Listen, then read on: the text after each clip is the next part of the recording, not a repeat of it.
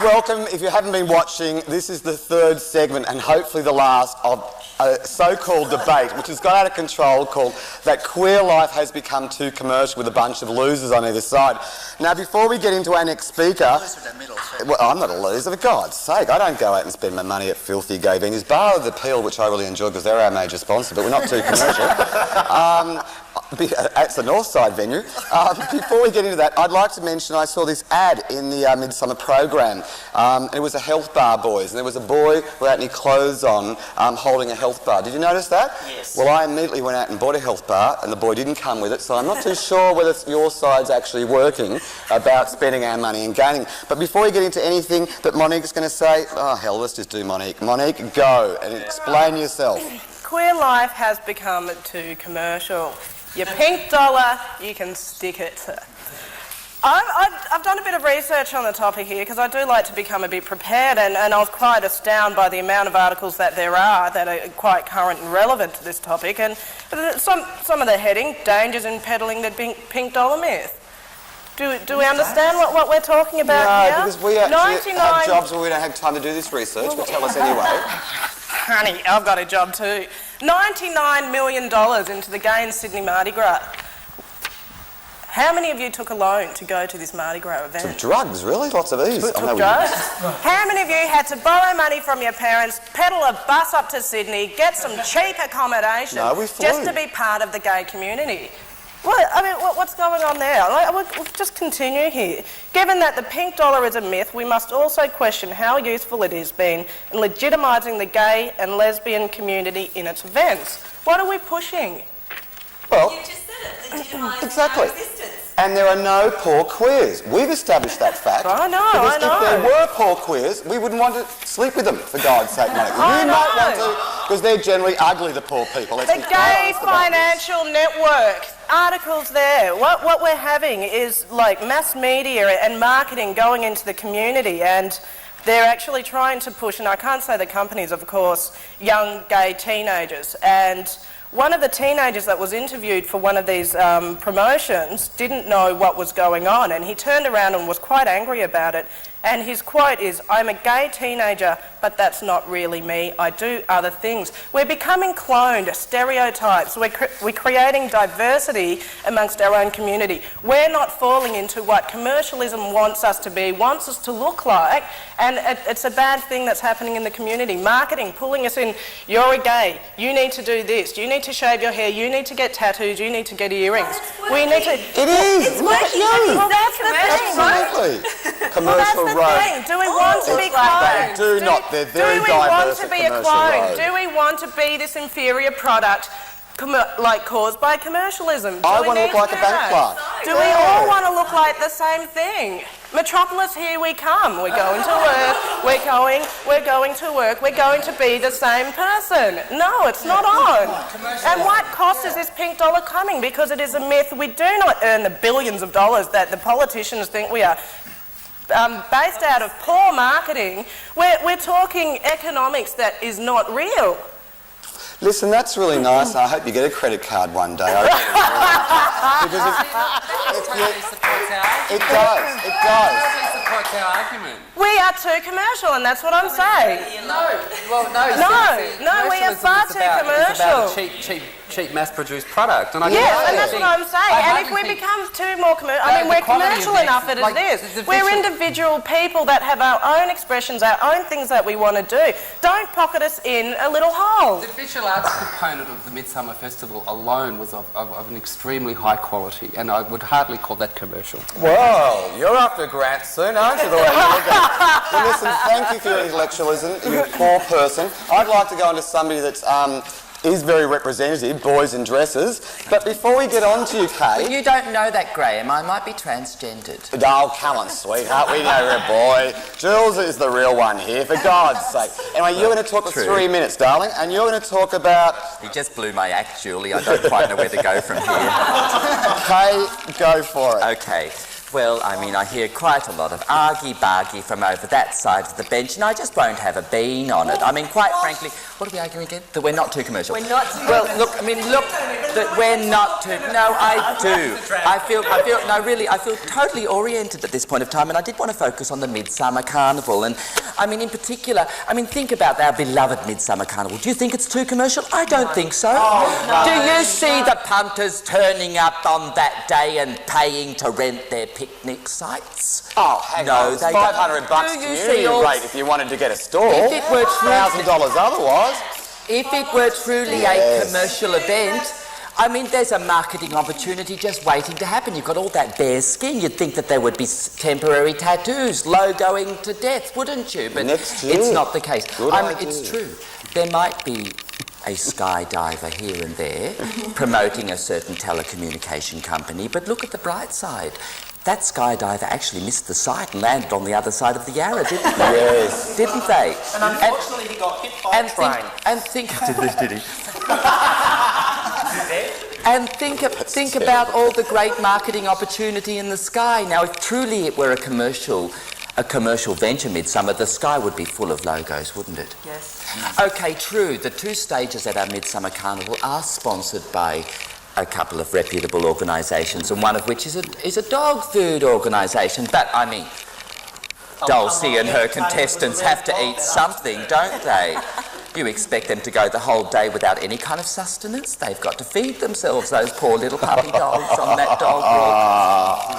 So, you mainly perform at lesbian bars, don't you? You're a very quick line about this one, aren't you, Kaye? Yeah. Well, that's right. Yep, that's my mistake. We have to question is who is creating the visibility? Oh, I don't want to get involved in your argument. I don't agree with it. See, the problem is that this side, they've got money, but they're not very smart. They have to prostitute themselves for the commercialisation of the community. Exactly. We've stole saved that our on with you. community. Look, there are so How many much great community communities. was at Midsummer? Hey, we're here at Ben TV. There were lots of... We're here at Ben TV. We do Absolutely. our bit for the community. What? No, we don't. We produce bad television for a bunch of losers who've got nothing else in their lives, for God's sake. Well, that's true, but we're open to sponsorship, aren't we? Yeah. The whole point is there is community representation at these events. Of course, They have to pay for it. they're tucked away so nobody can see them, and they have the boringest stands in the whole event. I mean, I think a few neon lights and some good marketing strategy wouldn't go astray for a few of those community organisations, personally, but... They haven't got style, in other words. They haven't got style. No. Hey, finish up quickly. Yes, finish up. Okay, look, I'm arguing, Graeme, that I really don't think that the gay community has become too commercial, and I know for a fact that I virtually never make media appearances to get my name out there, because I know for a fact that my name cannot be bought. Oh, can I just jump in? Not for no dollars or no monies. Okay, why were you wearing a Commonwealth Bank sun visor on your last show? Selling out for money, comrade. It was a mistake. Oh, a mistake. Hear that side? A mistake. It was a mistake, and I would like to thank the management of the commercial at the Commonwealth Bank for offering that sponsorship deal. It was a big mistake, wasn't it? Oh, that's so good. We all noticed it. Listen, the gay community. We're about to move on. We want to invite audience members to get up here and attack people. But before we do that, have you also noticed the Midsummer Festival? Because I have to declare my own personal politics that I'm a bit anti the Liberal Party. I think they're a bunch of fascist arseholes, basically. They don't give us any money at 31 or Ben, and never will. But the other issue, you actually notice how Midsummer had put them next to other bad, sad tents each year. Now, this year, I think it was like a death company. The previous year was next to Bent TV so we could attack them. Remember those thugs that came up from the Liberal Party and threatened me last year? Ripped our signs down? Yes, that was community. Oh, it's like slag the Liberals. I'm not getting into politics with you, you sellout little Liberal Party. What you lot have done to the GST stinks. Really does. We're not happy with you lot either. Always, little Liberal Party crew, they really work. But listen, I want to invite people from the audience, come up here. Oh, what will happen? Don't get us into mainstream politics. I'm hungry now. Exactly. Oh, we'll be starving. Won't be able to afford bloody bread. Now, is there anyone out there that wants to come up and say something? Make a comment? Oh, come on, you losers. No one wants to do it. Okay. They'll pay you. They'll pay you. Before we do that then, and let them stew about it and think about it, I just want to go back in reverse. Monique, 1 point. 1 point. Oh, plenty to choose from. We must abandon attempts to consume our way to freedom at the expense of making a more profound and meaningful connection with the society in which we live. Oh, that was a mission Go out! Go out! In your own words. I'm just about to go out, do your own thing. Don't fall for advertisement. Don't fall for the commercialism. If you want to be your own person, if you're scared of actually falling into a stereotype, don't listen to it. Oh, that was deep. That was deep. We'll just pop over here. Drew, one last point from you. I think we pride ourselves on the quality of the work we do within our community, which totally contradicts the true definition of what commercialism is.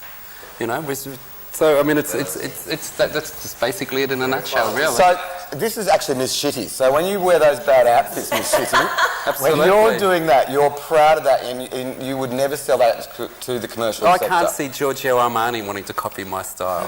Why not? Well, I don't know.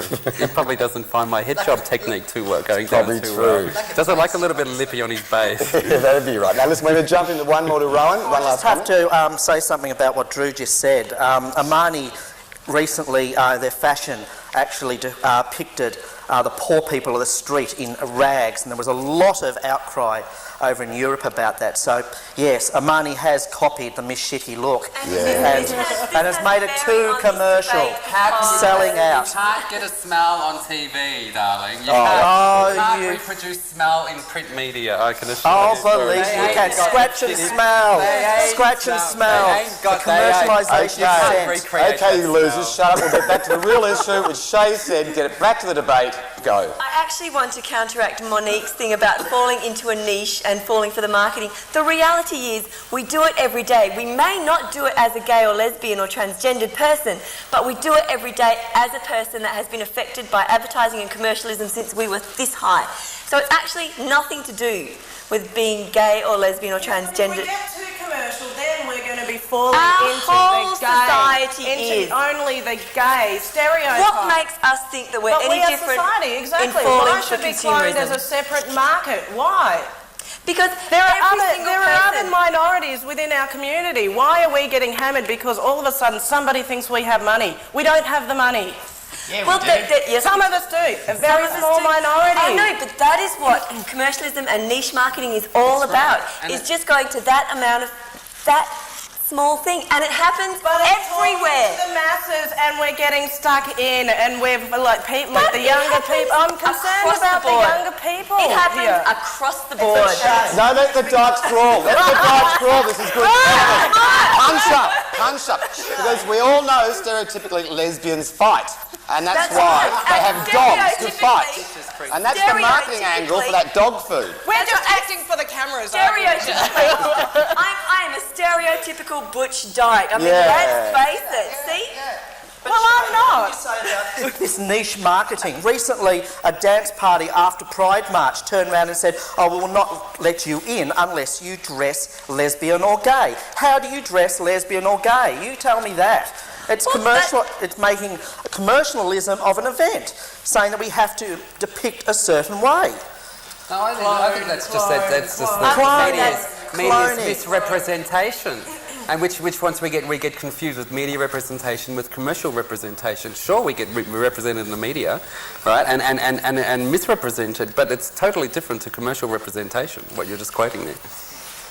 In fact, the very reason that we've fallen for consumerism is the very proof that commercialism has gone too far.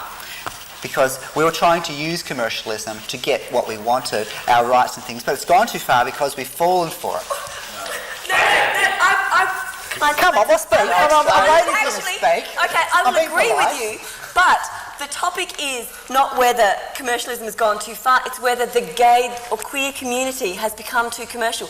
I'm saying that everything is too commercial, so why should we be any different? Consequently, if everything's too commercial, well, you've just proven our point. Well, no, because haven't you? Because if everything's too commercial, you get queer commercial. Everything is too commercial that is now commonplace. And consequently, the queer people are too commercial. Therefore, we win. No, you don't. No, you don't. Which is an issue, actually. I don't know how we're going to decide how we're going to do this, but how we're going to decide who's going to win. Now, I actually think this side has argued rather well. I really do, because... Yeah, they proved our side. They just won our argument. They're rather rich. They're rather rich.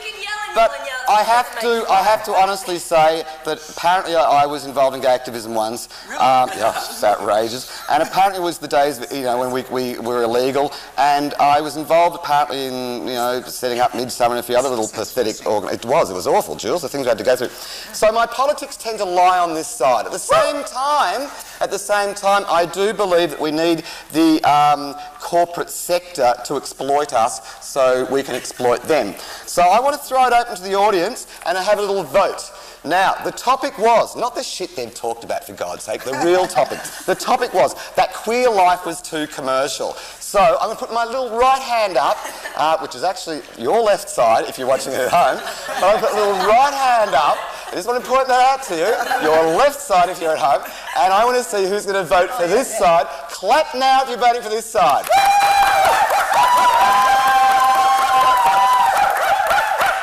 Okay, that was the for side, and I want to go with the commercial, filthy, capitalist scum on this side here. Clap on this side.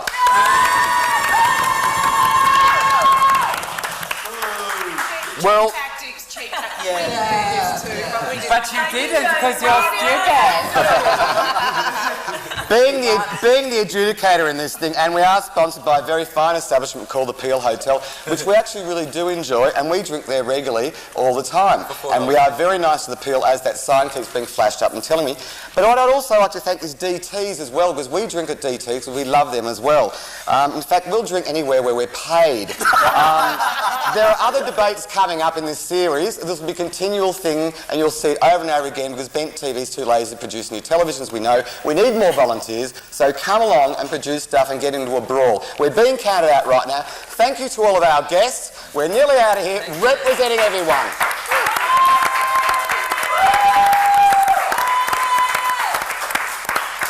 The pink dollar, I love it. You gags. So where did you get this pink dollar from? Where did you get the pink dollar from? It's from Monopoly money. We're out.